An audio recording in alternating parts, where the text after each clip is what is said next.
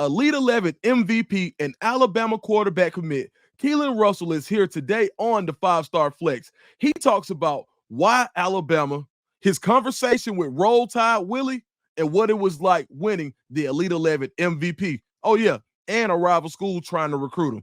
We talk about it next on the 5-Star Flex. So you're committed to Kalen DeBoer in Alabama.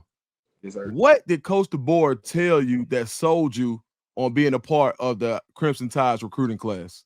Yeah, so my biggest thing was development coming into one of these big SEC schools or anything, any school. My biggest thing was development, and you see what they did with Michael Penix last year. You see what they did with the whole Washington offense staff, offensive linemen, wide receivers, running backs. You see what they did with the whole little team right there. So I knew that coming into there, I can really trust them with my talent. Um, Kalen DeBoer and them, they believed in me from the start. I am the only one that they recruited since January as they came on board as the new Alabama staff. Like, we know you're gonna be a perfect fit here. Like, we see it in your tape, we see it in your eyes. Like, we know it. And, like, we was on the phone. I was on the phone with Kalen DeBoer one of the days, and he was like, "Yeah, you're gonna be the leader of our team. You're gonna be the star. You're gonna be our legs, our eyes, our heart of our team." So that's one of the things. And then another thing was the QB room that really sold me kind of. It's only gonna be like what 2, 3 quarterbacks, and 2 quarterbacks are in the same class. So as y'all know, with the process of that, one's gonna have to leave, and that's gonna drop only 2 quarterbacks. That's only gonna drop 2 quarterbacks, not including me. So including when I come on board next year, it's probably gonna be 3. But you never know what a college can do. They might, what I'm saying, can go call up some dudes to transfer in. What I'm saying, that portal's kind of crazy, but Right. yeah. So you get those type of things. Like I said to my mom and my pops, this is a dream. Like, this is a wish for a quarterback. Like, something this amazing can happen to a dude like me. What I'm saying, at the highest level there is, which is Alabama football, who holds, what I'm saying, tons of rings, tons of championships up on the board. So, like, it was a take it or leave it moment. Right. And you know what I did? I took it. What I'm saying, I heard it. I took the job. I love it.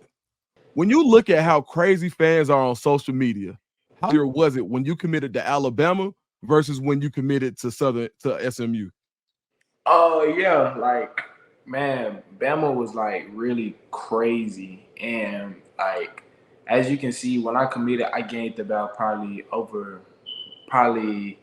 10,000 followers. Let's just say 10,000 followers on Instagram. Gained over like 4,000. Nah, I say about like 2,000, 3,000 followers on Twitter. Even TikTok, I gained like buku followers, and like, that was just the Bama base of like the following, the media. And I know y'all probably heard of Rotile Willie, what I'm saying, the very famous dude. Like, when he hit me up, it was just crazy. I was just like, yo, like, this is this is crazy. And it really gives you like, dang, this is what's gonna be the next couple of years. Like, you're gonna have millions of fans that's gonna be rooting for you, knowing your name, shouting your name from the stands, wanting to wear your jersey, wanting to even just get a pic or an autograph from you. So, like, it's crazy though.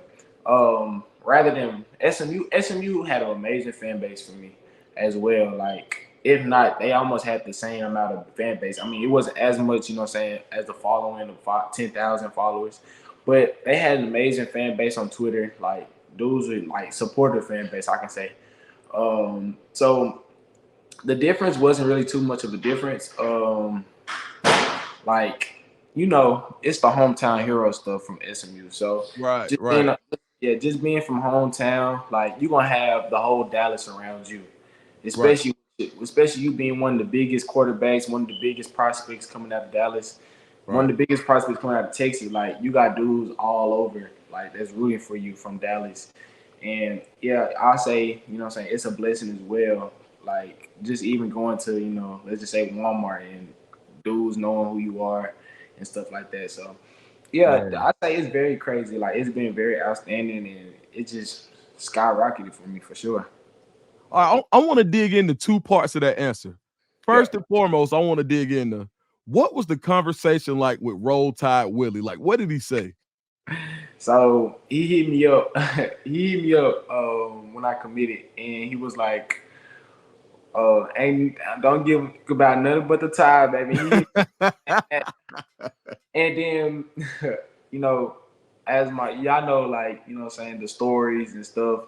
When I committed, like I had like probably over 20, maybe 50 stories posted on my Instagram, Right. and he just kept like finding little pieces of those little stories, and he just kept replying and stuff. So it was more about, you know what I'm saying, him telling me like, "Hey, I'm Roll Tide Willie, and I'm rooting for you. Like I'm your fan now. Like you're Nah, that's Bama." tough. That's got to be a dope feeling. All right. So the second part of my question was when you actually made the flip from the hometown team at SMU, how was it? Like, was it hard for you to walk around Dallas and see some of those broken hearts and sad faces? Yeah, so most definitely for me, it was a hard feeling because I was always the type of dude that didn't ever want to say no. Like I had coaches hit me up saying, "Hey, dude, like come to to the school, like come visit us," and I'll just be like, "Yeah," but in heart, I really never wanted to go to that school, like for real. Right. So I was always, saying not the no type of dude. So it was kind of hard making the decision. It was kind of hard on me, just hurting this team because I was the biggest part of their team. Right. Like I was their key to like the world. Right. Like, especially them going to ACC, like they needed me for sure. Right. So yeah, I will say like it kind of hurt me, and I will say the people around me, as you know, I had teammates that's going to SMU from Duncanville. I got teammates, I got like 3 of them that's going to SMU. And like still to this day, they like kind of hurt, like, dang, bro, you left us, like you can't even be a part of our group no more. Like they keep Oh man. like, you know what I'm saying? So it's still kind of like, dang, bro, like it's still hurting me because, like I said, I'm a hometown hero. So Right. leaving hometown for, what I'm saying, I'm not gonna say the better, but like for a reason. Yeah, I mean, when you think about it, you're not just a quarterback from Dallas anymore. You were the Yep. Elite 11 MVP. How Yeah. crazy was that experience winning the MVP? Oh man, like I'll just say when we was all grouped up, huddled up, and we was all taking the knee, and they was gonna announce the award, my heart was literally pumping out my chest. Like, one of the coaches, like they were telling me, "Hey man, all you gotta do is win the 7-on-7. All you gotta do is win the 7-on-7. We got you. We got you in the battle." Because for the first 2 days, I was second on the Right. list. I was second. And Tavian was like the number one on both days, and I was second. Uh, and the race was like, "Hey man, it's you, Tavian, and another dude. Like y'all are going back to back. All you gotta do is go do good in 7-on-7. You can take it home. But if he does good in 7-on-7, it's vice versa. So like, I knew coming into that day, like I had to like go crazy. I had Yeah. to. Yeah. And then the crazy thing is they had me going last in my group. Ooh. I had to watch everybody. Like I had to wait. I'm getting chills. Like I'm like, ooh man, my hands getting sweaty. I'm overthinking a lot of stuff. Right. Like, and yeah, like it was just a blessing. You know what I'm Yeah. saying? Getting called up there upon 1,000 coaches, 1,000 people watching me, 50 cameras in my face. Unreal.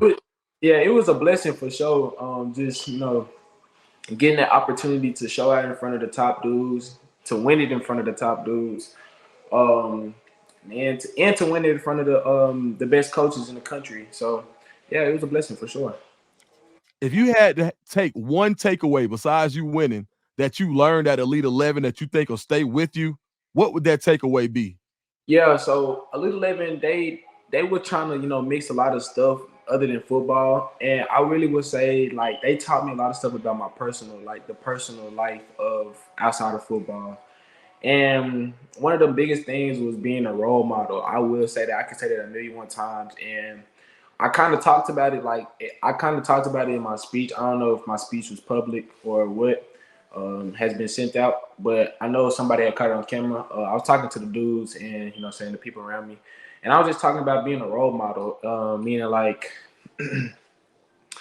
Meaning like, you know what I'm saying, pouring into people. Like you don't gotta you know, be shouting or telling dudes, let's pick it up, let's do this or do that. But just pouring into them, meaning like, hey, give them the energy that you want. Like, give them the energy that's gonna strive them to, you know, do better, or like picking them up when they're at their lowest or some stuff like that. Just pouring into dudes, getting them better, not bringing them down, pushing them to do crazy stuff. Right. Achieving accomplishments and stuff like that. But I will say the biggest takeaway I took from there was, other than football, was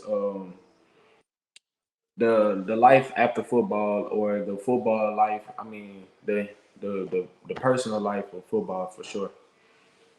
All right. So you spoke on being a role model. Yeah. Your recruitment is almost like a lot of guys where, you've got guys who come in, they're this 5-star quarterback their whole life. And Yeah. then you have guys like you who wait their time, they do everything they're supposed to do. You had all the physical tools, you had everything you needed. Yeah. And then you're a winner, right? 2-time state champion. So now you're at the point where it's like, I've done everything, and you stayed down until you came up. What are you going to younger guys who may not be getting that love from some of the ranking sites, or may not getting the offers as a role model? How are you going to use your experience to kind of give the guys and some of the guys on your team advice about how to go through the process? Yeah, so I get this question a lot. And I really just say, like, I tell every, you know what I'm saying, body that asks me this question is, you know, keeping your head up, keeping your eyes on the straightest line that you can be possible. And meaning that was like, you know what I'm saying, focus on the things that need to be focused on. Like the little details is what matter for real. Coaches, they love form, they love footwork, they love smartness, and that's what, you know what I'm saying, a lot of college coaches look for in the quarterback. So just focus on the details. And me personally, I didn't start getting, you know, stars and rankings and stuff until I was in the 10th grade. I had a lot of people, it's a lot of dudes out here that's social media stars. That's how they getting their stars and stuff like that. I Right. wasn't really growing up. I wasn't exposed at all to the game until my 10th and 11th grade. I didn't get my first offer until my, like, really the 11th grade, because Oh, it was wow. summertime. It was summertime of my sophomore year. So basically say just focusing on like what really matters, what, you know, gives you the love of the football is what Yeah. really matters. Like people don't understand that stars is not gonna matter in college. Ranking is not gonna matter with college. College is gonna play the dogs. You know what I'm saying? You can be a 5-star athlete and, you know what I'm saying, still be on the bench. While there's 0-star athletes. Like, we can name a couple of dudes who went to LSU, like, you know what I'm saying, and played their ass off as a Right. 0-star. You know what I'm saying? Right. So, like star is not gonna matter. Rank is not gonna matter. They're gonna play the dogs at the end of the day. Yeah. So, you There know, we go. and then as long as you got, you know what I'm saying, a school that believes in you, like you don't need the SSC schools, you don't need the ACC schools. Yeah, that stuff matters when it comes to, you know what I'm saying, getting drafted, I guess. You know what I'm saying? Like it stuff kind of matters, but you got dudes out there like Josh Allen. You got Mm. dudes out there like, you know what I'm saying, Lamar Jackson. Like you can make something happen out of nothing, like for real. So I really just say, like, don't worry about all that other stuff. Worry about what you love about football. Worry about the game of football itself, and it's going to get you to where you want to be for sure. All right. So we've spoken on you being a role model and how you're going to talk to other people. Yeah. When it comes to role models at Alabama, is there anybody that you've talked to that's on the team already that's kind of giving you a good layout of what to expect when you get there? Yeah. So yeah, I know y'all know who Ryan Williams is. Yeah, Me, Hollywood. yeah, me and him connected like a couple of times. Like we text. Like I even got his number. He called me. He was actually my host when I went out to the Bama.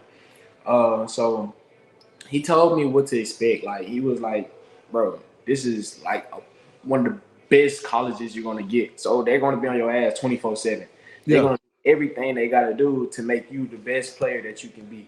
So that lackadaisical stuff from high school, they gonna take that out of you and literally throw it in the trash can. You waking up at 4 o'clock is what's gonna mean something to them. You studying is what's gonna mean something to them. You writing down notes is what's gonna mean something to them. Like you taking care of your body is what's going, you know what I'm saying, is what's going to pour into all these coaches and be like, oh yeah, he's going to be that dude that's going to make us win the national championship. So I really would say, yeah, he gave me a lot of advice to what to expect. And you look at Jalen Miro, dude was a big, like, you know what I'm saying, big quarterback. So like, and if you go up there, and I bet you the first thing they're gonna say about Jalen Miro is he was the first one in and the last one out. I guarantee you're gonna say that. So it's about the hard work you put into, you know what I'm saying, the dedication you put into, like I said, the love of football is what matters. Like what you gonna do for, you know what I'm saying, getting that starter position. It's not really what you're gonna do for the fifth star. It's what you're gonna do when you're trying to get to the next level, basically. So yeah, I like that. for sure. When you think about rivalries, when it comes to college football, it doesn't get much bigger than Alabama Auburn. How excited are you to play in your first Iron Bowl? Oh yeah, I'm very excited for sure. Like what crazy is like Auburn hit me up on Twitter. The quarterback and offensive analyst and the offensive coordinator, they hit me up on Twitter saying, "Hey, can we get a call? Can we call?" I didn't text them back, so if Bama ever sees this, I know I didn't text them back. But yeah, they got me. They texted me, and I'm just like, bro, no, like I'm not going to Auburn. Like I know what this is. Like y'all gonna try to pull me from an Alabama school to another Alabama school. No, that's not what it is for sure. So, oh wow, the rivalry is gonna be exciting, and it's gonna be exciting for multiple things. It's gonna be exciting because it's like that's gonna be one of the bowl games I get to like actually participate in. Like it's gonna be crazy packed. It's gonna be, you know what I'm saying, up under the freaking. It's gonna be up under the like TV shows. Like it's gonna be crazy. And like I said, it's a rivalry. So who doesn't love rivalries? You know what I'm saying? You either go on home celebrating about how you beat your opponent's A word, but like at the same time, you can lose it. But I know Alabama, we ain't going for no loss. But yeah, so it's exciting for sure. All right, Keelon, before you get out of here, can I get a roll tide from you, man? Oh yeah, roll tide. Hey, we linking them all day long. Yes, sir. Man, where can everybody find you on social media, Keelon? Oh yeah, so my Instagram is President Key. That's my Instagram, or you can look up Keelan Russell on Instagram. It's gonna pop up in my it says in my bio. My Twitter is presidential. My TikTok is also presidential. And if you have anything, you know what I'm saying, that you want to, you know, learn about, you know, anything about me, or just want to learn about how to get better and stuff like that, just hit me up on those, you know what I'm saying, social media sites, and for sure I'm gonna hit you back. Man, Keelon, the president. Hey, when you get finished, you might got to run for president, dog. Hey, that was one of the best ones, huh? Oh yeah, for sure. Hey man, Keelon, thank you, bro. Oh yeah, thank y'all.